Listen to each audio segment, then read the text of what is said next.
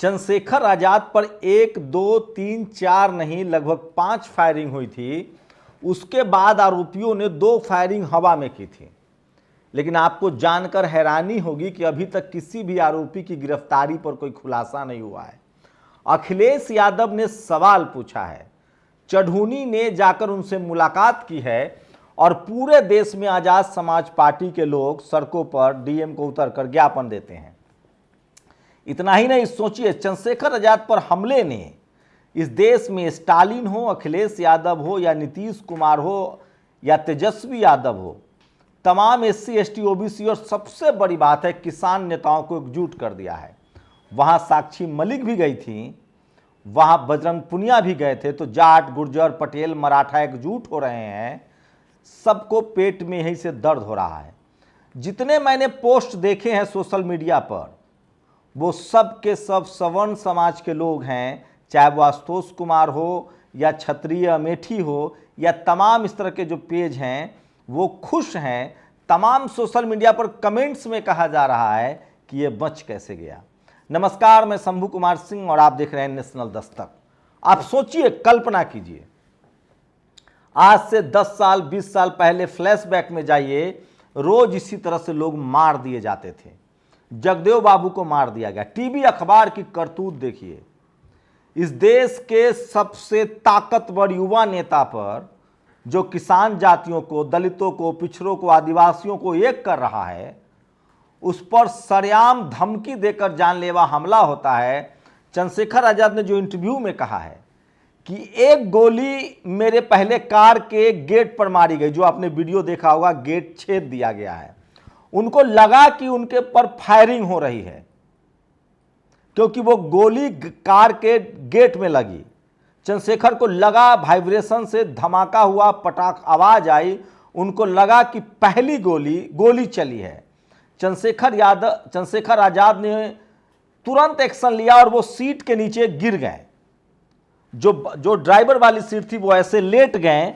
उसके बाद दूसरी गोली उनके सामने से शीशे से चलाई गई, जो फिर आप तस्वीरों में देख सकते हैं किस तरह से आगे वाली सीट को उस गोली ने पार कर दिया। मान लीजिए चंद्रशेखर आजाद ने अगर सेकंडों की देरी की होती तो गोली उनका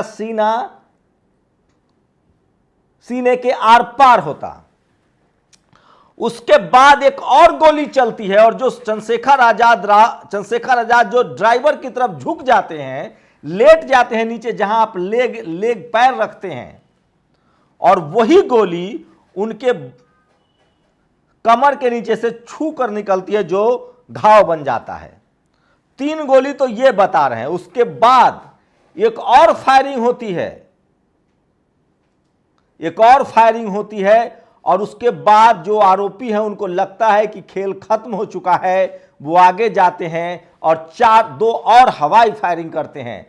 उसके बाद चंद्रशेखर के जो साथ कलीग हैं वो गाड़ी को घुमाकर और तेजी से मूव करते हैं। उसके बाद आरोपी अपनी कार से फरार हो जाते हैं। प्लानिंग ये थी कि किसी भी तरह से चंद्रशेखर आजाद की हत्या करनी है और जाके पुलिस थाने में सरेंडर भी करना है। सोचिए कौन लोग होंगे, क्या है इनकी मंशा।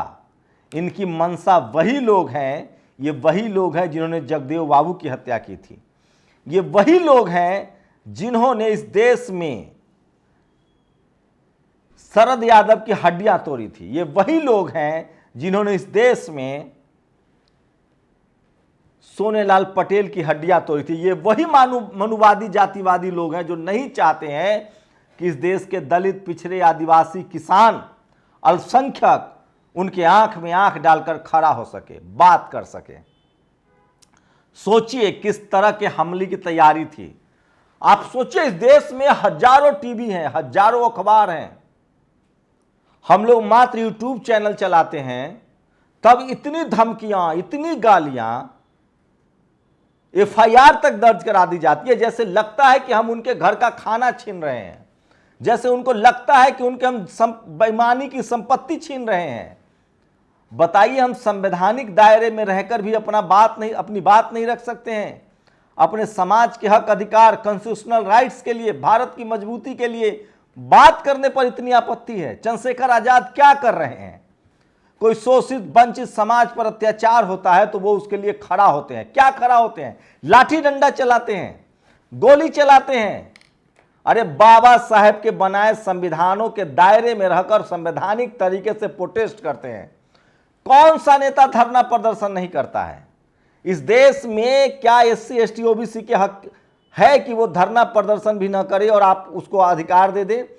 और मैं बहुजन समाज के लोगों से पूछना चाहता हूं, SC ST OBC माइनॉरिटी अल्पसंख्यक समाज के लोगों से पूछना चाहता हूं, जाट गुर्जर पटेल मराठा किसानों से पूछना चाहता हूं, आप ऐसे ही तो नेता चाहते थे जो आपके लिए सड़कों पर उतरे, आपके संवैधानिक अधिकार के लिए बात करे। ये कौन लोग हैं जो इस देश में दलित पिछड़े आदिवासियों को नेता नहीं बनने देना चाहते हैं? और आप सोचिए, टीवी पर थोड़ी सी खबर चली, पूरे देश में खबर फैल गई, उसके बाद खबर को गिरा दिया गया। आप जाके तमाम ट्विटर हैंडल पर कमेंटबाजों की जाति पता कीजिए कि किस जाति के लोग हैं। क्या चंद्रशेखर आजाद हिंदू नहीं है, बुद्धिस्ट नहीं है, इस देश के नागरिक नहीं है? इस देश के मनुवादियों को पेट में दर्द होता है क्योंकि वो संविधान की बात करते हैं, क्योंकि वो अधिकार की बात करते हैं। लेकिन अब वो दिन दूर है जब आप किसी को मार देंगे और बच जाएंगे। सोचिए, आज बिहार में एक यादव समाज के युवा को, बिहार के मोतिहारी में एक यादव समाज के युवा को सरेआम मारा गया, थूक चटवाया गया, बाल काट दिए गए, तब जाके उनकी गिरफ्तारी हुई है। लेकिन चंद्रशेखर आजाद के आरोपियों का क्या हुआ अब तक पता नहीं चल रहा है, क्योंकि आपके पास टीवी नहीं है, अखबार नहीं है। सोचिए, ये देखिए, ये राजस्थान में ये चढ़ूनी साहब हैं, शैलेश, तो तमाम देश के तमाम राज्यों में मैं वीडियो बता रहा हूं एक एक करके, धरना हुए, प्रदर्शन हो रहे हैं, ज्ञापन दिया जा रहा है, गृह मंत्री को ज्ञापन दिया जा रहा है। लेकिन क्या मजाल है कि इस देश के सबसे उभरते नेता को सुरक्षा न दी जाए। सवाल है कि चंद्रशेखर आजाद ने किसी का बैल तो जोत नहीं लिया है, खोल नहीं लिया है, खेत नहीं जोत लिया है। क्या राजनीति करना किसी की बपौती है? इस देश में कौन राजनीति करेगा, ये कौन तय करेगा? क्या अपने समाज के बात, अपने देश की बात, इस देश की सेना की बात, इस देश की बेटियों की बात करना अपराध है? वो कौन लोग हैं? ये वही जातिवादी लोग हैं और इनके खिलाफ डेमोक्रेटिक तरीके से, संवैधानिक तरीके से खड़ा होने की जरूरत है। अगर आज आपके पास टीवी अखबार होता तो दूध का दूध और पानी का पानी हो चुका होता, लेकिन ना आपके पास टीवी है, ना आपके पास अखबार है, और आपके बच्चों को मारा जाता रहेगा तब तक जब तक आप एक दूसरे का हाथ पकड़ के खड़ा नहीं होंगे। सपा यादव अखिलेश यादव ने कहा है, चंद्रशेखर आजाद पर हमले पर बोले, अपराधी कहां पकड़े जा रहे हैं, पुलिस किसी को अरेस्ट नहीं कर पाई, प्रदेश में कौन सुरक्षित है, ये बड़ा सवाल है। सबसे ज्यादा बीजेपी के लोगों ने कब्जा किए हैं, रजिस्ट्री चेक करो, बीजेपी वालों की जमीन फर्जी मिलेगी, छीनने लूटने का काम बीजेपी सरकार में हुआ है। तो इस तरह के बयान आ रहे हैं। लेकिन सोचिए, एक बात तो कहूंगा मैं, चंद्रशेखर ने इस देश के किसानों को, इस देश के मजदूरों को जोड़ तो दिया है एक साथ। अब वो दिन दूर नहीं जब लोग अपने सामाजिक अधिकार के लिए बात करेंगे, लड़ेंगे, और शायद ही अब वो दिन दूर है कि अब आप किसी को डरा नहीं सकते हैं। हमारे पास टीवी नहीं था, अखबार नहीं था, हमारे खबरें नहीं आती थी, अब हमारे पास टीवी भी है, अखबार भी है। अब बहुजन समाज पर आप हमला करके बच नहीं सकते हैं। मैं फिर कह रहा हूं, आपको अगर बहस करनी है, आपको बात करनी है, तो खुले मंच तैयार कीजिए, बात कीजिए ना, कैमरा लगवाइए, बात कीजिए, आप तर्कों से बात कीजिए। ये क्या बुजदिलों वाला काम करते हैं कि किसी को गाली देना, फोन पर गाली देना, सत्ता का इस्तेमाल करना, पावर का इस्तेमाल करना, अपने जाति के एसपी डीएम कलेक्टर का इस्तेमाल करना, और वो भी नहीं हो पाए। चलिए, हम लोग लीगल सिस्टम को मानने वाले लोग हैं, न्याय, पुलिस, कानून पर, व्यवस्था पर भरोसा है, जानते हुए कि हमारे साथ अन्याय हो रहा है, उसके बाद भी हम लोग चाहते हैं कि इस देश का डेमोक्रेटिक स्ट्रक्चर, इस देश का कानून व्यवस्था बना रहे। आप पीठ पीछे हमला करते हैं, गोली चलाते हैं, और आप अपने आप को बहादुर कहते हैं। बहादुर आप तब होते जब आप खुलकर कहते कि आइए, हम आपसे बहस करना चाहते हैं, हम आपसे सवाल जवाब करना चाहते हैं। मंच तैयार कीजिए। पीठ पीछे गोली चलाना कायरता है, किसी के पीठ पीछे गोली चलाना डरपोक की निशानी है।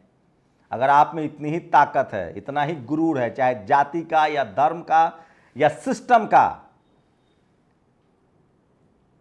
तो आप बुला के कहिए, आप चैलेंज करके करिए कि आप आइए, हम आपसे लड़ना चाहते हैं, बहस करना चाहते हैं। आप विचारहीन लोग हैं, आप जातिवादी लोग हैं, आप मनुवादी लोग हैं, आप गुंडे किस्म के लोग हैं, आप लोग मानवता के नाम पर कलंक हैं, आप देशद्रोही लोग हैं। आपको इस देश से, इस देश के लोगों से, इस देश के संविधान से, इस देश की सेना से, इस देश की डेमोक्रेसी से इस प्यार नहीं है। आप लोग घोर लालची जातिवादी लोग हैं और आप बहस नहीं कर सकते हैं, आपके पास तर्क नहीं है, क्योंकि आपके दिमाग में नस्लीय हिंसा है, जातीय हिंसा है, सांप्रदायिक हिंसा है, लैंगिक हिंसा भरा हुआ है, और इसलिए आप पीठ पीछे हमला करते हैं। आप लेकिन कल्पना कीजिए, जब ये देश में संविधान है तब ये हालत है, जब संविधान नहीं होगा तो क्या होता होगा। मैं इस देश के तमाम शोषित, वंचित और चंद्रशेखर रावण के हमले ने, चंद्रशेखर आज़ाद पर हमले ने इस देश के किसानों को, जाट, गुर्जर, पटेल, मराठा, किसान जातियों को, सबको एक साथ खड़ा कर दिया है। आप सोचिए, जो लोग आपको राजनीति नहीं करने दे रहे हैं, आप पॉलिटिक्स नहीं कर सकते हैं।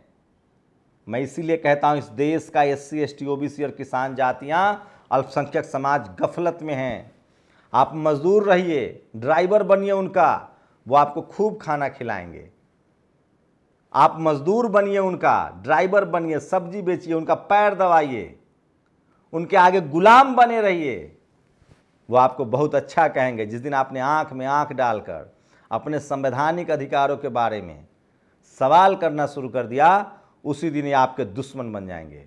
आप SP DM नहीं बन सकते हैं, आप CM PM नहीं बन सकते हैं, आपको जज नहीं बनने देंगे। चंद्रशेखर रावण पर इसलिए हमला हुआ है कि फिर से कोई SC, ST, OBC और किसान जातियों का बच्चा राजनीति न कर पाए। लेकिन एक बात तो तय है कि मीडिया न होने के बावजूद चंद्रशेखर आज़ाद के हमले ने इस देश के बहुजन समाज को जोड़ दिया है। आप लोग अपनी प्रतिक्रिया जरूर दीजिए कि पीछे से गोली चलाना ये वीरों की निशानी है या ये डरपोक लोग हैं। शुक्रिया।